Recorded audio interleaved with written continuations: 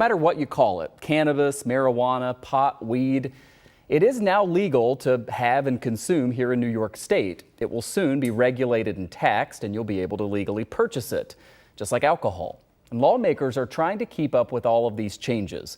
The first 100 cannabis dispensary licenses were specifically granted to New Yorkers who had past pot convictions.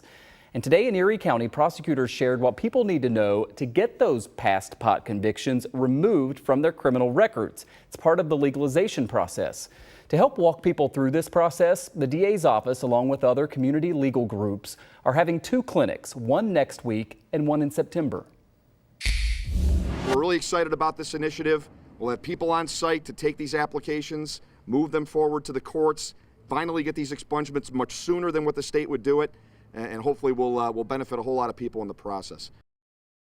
John Flynn is the Erie County District Attorney. You saw him at that news conference in the video there. He joins us live here in studio to talk about this. Always great to have you on. And I guess I'll just start with why this is a priority for you and your team.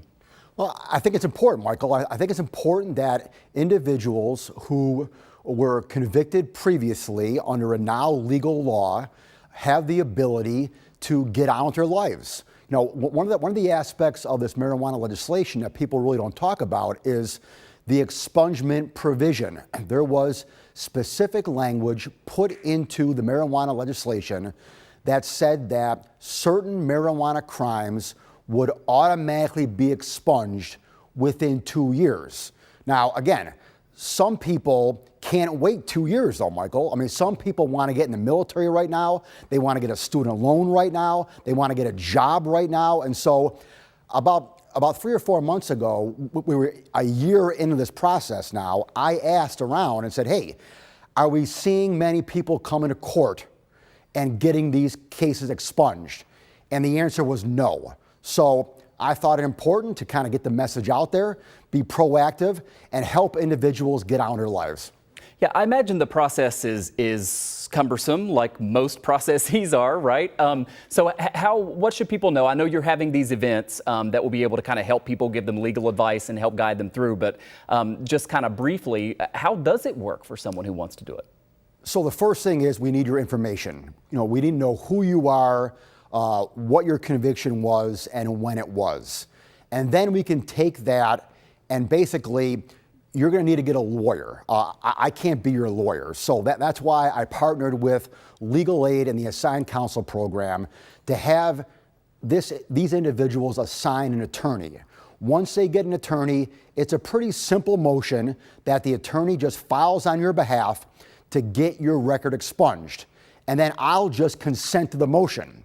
And then once I consent to the motion, it automatically will have a judge expunge your conviction, and it'll be gone. So, I mean, it's really not that complicated, but you have to start the process initially. To your point that you made just a moment ago, a lot of the discussion surrounding all this has been about where is it going to be grown, all of the licenses, the dispensaries and all that. We haven't talked as much about this part of it.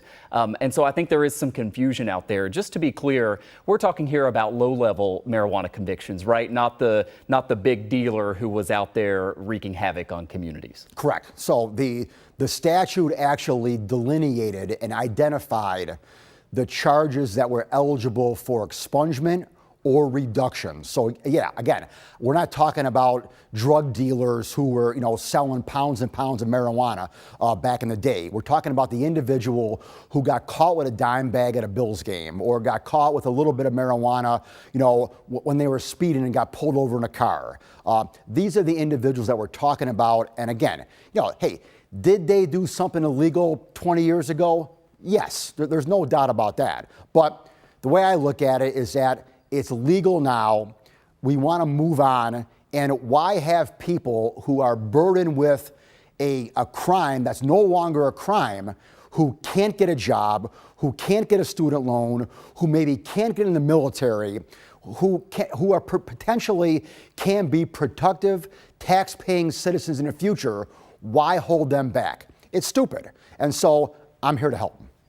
You talked there about kind of generalizing about a lot of these people who are out there and who'll be eligible for this. I wonder if there are any, anecdotal stories that you can share with us, or specific cases or situations that you've heard of who will really benefit from this, whether it's somebody, looking to get into the military or get a job. I mean, I'm sure there are kind of these instances out there where this is going to make a big difference for somebody. Oh, absolutely. I mean, I spent 20 years in the Navy. I go to a lot of veterans events. I go to a lot of military services and different functions. And so I have people come up to me all the time and say, hey, my kid is trying to get in the military, but he's got a marijuana conviction from 5 years ago when he was in high school, or when he was just starting out in college, and he can't get in the military, or she can't get in the military. I also hear from people who can't get a student loan. I hear from individuals who say, hey, I'm having a hard time getting a student loan. I'm trying to go back to school or go to grad school or even go to law school. And I'm having a hard time getting a student loan because I got a misdemeanor marijuana conviction on my record. These are the people that we can help. Like I said, it's a short-term and long-term. Short-term, we can get it expunged from your record or get it reduced. The long-term is that you're going to go in the military, you're going to get a job, and 10, 15, 20 years from now, you're paying taxes and you're a productive member of society. And again, there will be 2 information clinics happening surrounding this issue, one of them next week, one in September. What specifics, real quick, should people know about where those are going to happen and how that's going to work? Yeah. They're going to happen at Elam Christian Fellowship Church on Chalmers Road in the city of Buffalo. Again, there's one at the end of this month in August and then one in September. And again, you come there, you'll meet with attorneys, they'll get your information, they'll follow up with you, and they'll make this process happen in court for you within a month or so. And we have those specifics posted with all the hours and everything you need to know at WGRZ.com. John Flynn is the Erie County District Attorney. We always appreciate your time. Thank you. Thanks, Mark.